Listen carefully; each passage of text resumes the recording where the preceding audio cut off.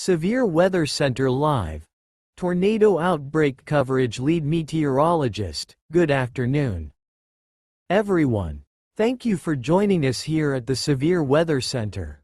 We are coming to you live because a highly dangerous, potentially historic severe weather outbreak is unfolding across the central and southern plains right now. If you are tuning in from Oklahoma, Kansas, North Texas, or western Arkansas, you need to pay close attention to this broadcast over the next several hours. The Storm Prediction Center has upgraded a large portion of this region to a rare high risk, which is a level 5 out of 5 for severe weather. This is not a situation to take lightly. The atmosphere is primed for long track, violent tornadoes, destructive straight-line winds exceeding 80 miles per hour, and giant, softball-sized hail. We already have multiple active tornado warnings on the board, and the environment is only going to become more volatile as we head into the late afternoon and evening hours. Our main focus right now is a cluster of supercell thunderstorms that has rapidly developed along the dry line in western and southwestern Oklahoma. These storms are moving into an environment with extreme instability. We are talking about convective available potential energy, or CAPE values, exceeding 4,000 joules per kilogram, combined with immense wind shear and a strengthening low-level jet. These storms are going to start rotating violently if they haven't already. We have our network of live storm chasers deployed across the target area, and we will be checking in with them continuously throughout the afternoon. Our goal today is to keep you ahead of the storm, provide you with street-level tracking, and give you the vital information you need to keep your family safe. Let's start with the most immediate threat on the radar. We have a newly issued tornado warning for portions of Comanche, Caddo, and Grady counties in southwestern Oklahoma. This is a radar-indicated warning for the next 45 minutes. But the rotation on this storm is tightening up incredibly fast.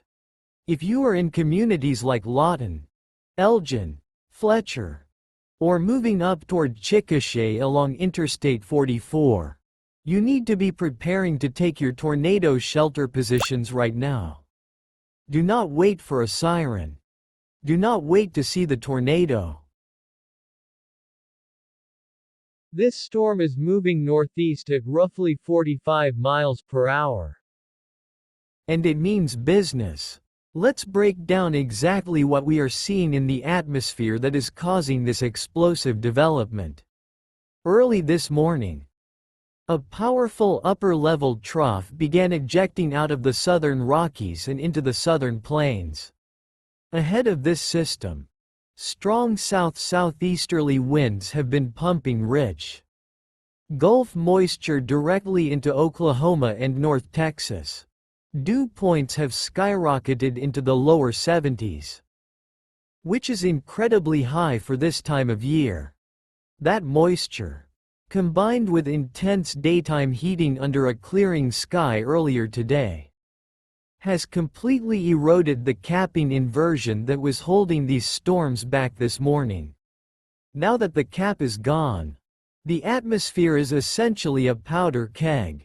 And these dryline storms are the match. Let's go ahead and bring in our first storm chaser, Brett, who is currently tracking that Comanche County cell just north of Lawton. Brett, can you hear me?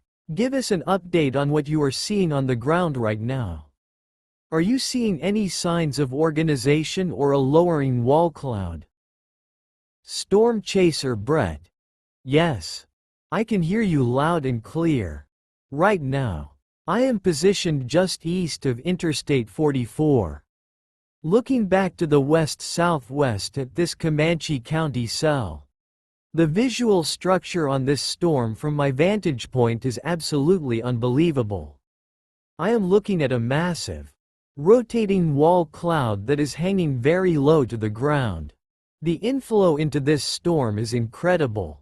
I can feel strong, warm, moist winds blowing directly into the core of this updraft at my back. Probably sustained at 25 to 30 miles per hour. The sky to my north and west is completely pitch black, filled with massive amounts of hail. We have been seeing frequent cloud-to-ground lightning, some of the most intense bolts I've seen all season. There is a distinct clear slot starting to wrap around the backside of this wall cloud, which tells me the rear flank downdraft is kicking into high gear. This storm is trying very hard to put a tornado on the ground within the next few minutes. Anyone downstream of this storm needs to get to shelter immediately. Lead meteorologist. Thank you for that critical update. Brett, please stay safe out there and maintain a safe escape route to the east. That rear flank downdraft can wrap around quickly and trap you if you aren't careful. Based on what Brett is describing, that clear slot wrapping around the wall cloud matches up perfectly with our velocity data. We are seeing a very strong, tight couplet developing just north of Elgin.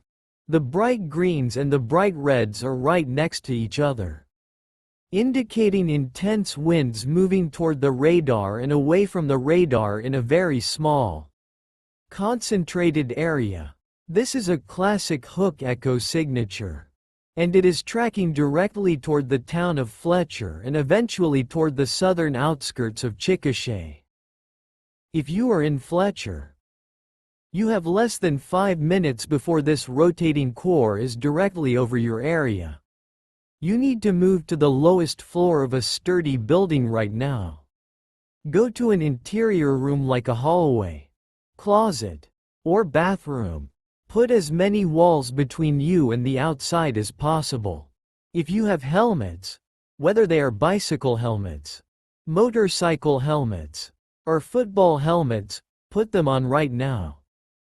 A significant number of injuries in tornadoes are caused by flying debris to the head, and a simple helmet can save your life. As we continue to monitor this southwestern Oklahoma cell, we are also getting reports of rapidly developing storms further north, along the Kansas and Oklahoma border near Alva and Woodward. These northern storms are forming in a slightly different environment but one that is no less dangerous. The wind shear up there is more straight line in nature initially, which could mean a greater threat for giant hail and destructive winds early on.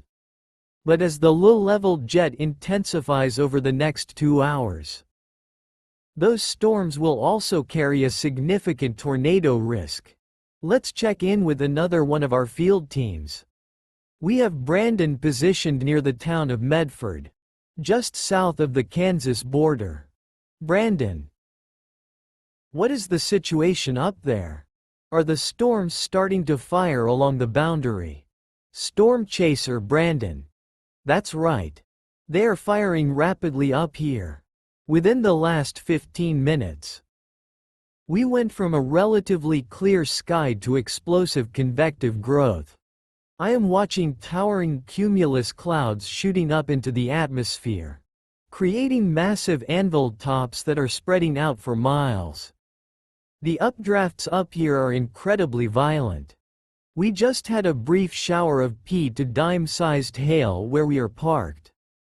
But looking toward the core of the main cell to our west, the radar indicates that hail core is growing exponentially.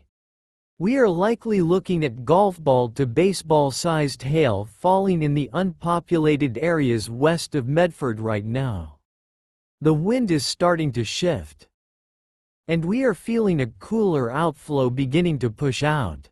But these cells are still largely discrete, as long as they stay separate and don't merge into a solid line. Their ability to rotate and produce isolated, long-track tornadoes remains extremely high. We are going to stay parallel to this cell as it moves eastward along Highway 81. Lead meteorologist. Great information. Brandon. Keep a close eye on that hail core. When you get hail of that magnitude, it can easily shatter your windshield and compromise your vehicle, making it impossible to escape if a tornado develops nearby. Now, let's pivot back down to the south because we have an urgent update on our Comanche and Grady County storm. The National Weather Service has just upgraded the current warning to a tornado warning for a confirmed tornado. This is no longer just radar indicated. Spotters on the ground and law enforcement have confirmed a tornado is on the ground near Fletcher, moving northeast toward Chickasha.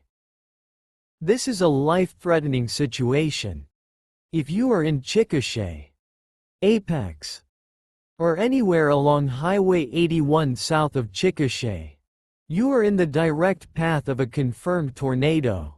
You need to abandon any mobile homes or vehicles immediately. Mobile homes, even when properly tied down, cannot withstand the forces of a significant tornado. If you live in a mobile home, you must seek shelter in a pre-designated sturdy structure or a community shelter right now. If you are driving on Interstate 44 or Highway 81 in this area, do not stop under a highway overpass. Stopping under an overpass is one of the most dangerous things you can do during a tornado. The overpass acts as a wind tunnel, accelerating the wind speeds and exposing you to flying debris with zero protection. Drive to the nearest sturdy building, or if you are caught in the open with a tornado imminent, seek a low-lying ditch. Lie flat, and cover your head. Let's look closely at the radar metrics for this confirmed storm. We are seeing a significant drop in the correlation coefficient, or CC, right at the center of our velocity couplet. For those who might not know, a CC drop tells us that the radar is no longer sending back signals from rain or hail. Instead, it is bouncing off irregular objects like wood, insulation, metal, and tree branches. This is a confirmed tornado debris ball. When you see a debris ball on radar, it means the tornado is actively doing damage, lofting debris thousands of feet into the air. This is an incredibly strong signature, suggesting an intense tornado is currently on the ground. The storm is tracking at about 45 miles per hour. This means it will reach the southern edge of Chickasha in approximately 12 minutes. It will reach the Amber and Pocasset areas in about 25 minutes. If you are in these communities, your time to prepare has passed. You must be in your safe place right now. While that emergency plays out, let's look further south into North Texas, near Wichita Falls and Vernon. We are starting to see the dry line light up down there as well. A new severe thunderstorm warning has been issued for Wilbarger and Wichita counties, with strong rotation noted just west of Burke-Burnett. This indicates that the entire length of the dry line from central Kansas all the way down into north-central Texas is becoming active simultaneously. This is turning into a multi-state outbreak very quickly. Let's bring back Brett, who is still tracking the Chickasha storm. Brett, do you have visual confirmation of the tornado that the radar is showing? Storm Chaser Brett. Yes. We have visual confirmation. It is a large, multi-vortex tornado. I can see multiple sub-vortices spinning around a common center, shrouded in a massive amount of dust and debris. It is currently moving across open fields just east of Highway 81, but it is heading directly toward the southern residential areas of Chickasha. The power grid is already taking a hit. I can see giant blue and green power flashes lighting up the horizon as transformers explode. The roar from this storm is audible even from my distance. It sounds like a continuous, low-pitched freight train or a jet engine running at full throttle. This is a massive, highly dangerous tornado. If anyone in southern Chickasha is listening to this, you must be in an interior room on the lowest floor right now. Do not look out the window. Get down and protect yourselves. Lead meteorologist. Thank you. Brett. That description of power flashes and a multi-vortex structure confirms our worst fears. This is a violent tornado moving into a populated area. Let's review the safety rules for those who are currently in the path of this Chickasha tornado. First, get to the lowest level of your home. A basement or storm cellar is ideal. If you do not have a basement, an interior room on the ground floor, such as a closet or bathroom, is your best option. Second, protect your head and body. Use blankets, pillows, mattresses, or sleeping bags to cover yourself. This will protect you from falling debris or shattering glass if your home sustains damage. Third, avoid windows at all costs. The pressure changes and flying debris will blow windows inward, creating thousands of dangerous shards of glass traveling at high speeds. Fourth, if you are in a high-rise building or apartment complex, move to the lowest floor possible and stay in the central hallway. Do not use the elevator, as power failures can trap you between floors. We are now receiving word that the National Weather Service in Norman has issued a tornado emergency for Chickasha. This is the highest level of alert that can be issued for a tornado. It is reserved only for situations where a severe, confirmed tornado is moving into a densely populated area, and there is a high likelihood of significant damage and a threat to life. A tornado emergency means you must take immediate action to protect your life. As this emergency unfolds, we must also address the expanding threat to the northeast, toward the Oklahoma City metropolitan area. This Chickasha storm is tracking directly along the Interstate 44 corridor. If it maintains its current trajectory and intensity, it will enter the southwestern portions of the Oklahoma City metro, including places like Blanchard, Newcastle, Mustang, and more, within the next 45 to 60 minutes. The environment ahead of this storm is completely undisturbed, meaning it has an open supply of high-energy air to feed on. There is nothing to slow this storm down. Let's check back up north with Brandon near the Kansas border. Brandon, what is the status of that northern cell near Medford? Has it shown any signs of tightening its rotation? Storm chaser Brandon. The Medford storm is undergoing a massive structural change right now. The hail core has shifted slightly to the north, and we are starting to see a very clean, defined inflow band feeding into the southern flank of the storm. The cloud base has lowered dramatically in the last 5 minutes, and we are seeing significant scud clouds rising rapidly into the updraft. The rotation is definitely increasing. It is not as tight as the Chickasha storm yet, but the overall presentation is becoming classic. The local authorities have just started sounding the air raid sirens here in Medford and surrounding rural areas. The wind has shifted entirely out of the east-northeast here, which means the storm is establishing a very strong localized environment. We are positioning ourselves just east of the town to ensure we have a clear view if this thing decides to drop a tornado. Lead meteorologist. Roger that. Brandon, keep us posted. The fact that the sirens are sounding up there means local emergency management is seeing the same dangerous trends we are seeing on our instruments. Let's take a broader look at the regional setup for the next few hours. We have a massive moisture tongue extending all the way into southeastern Kansas and southwestern Missouri.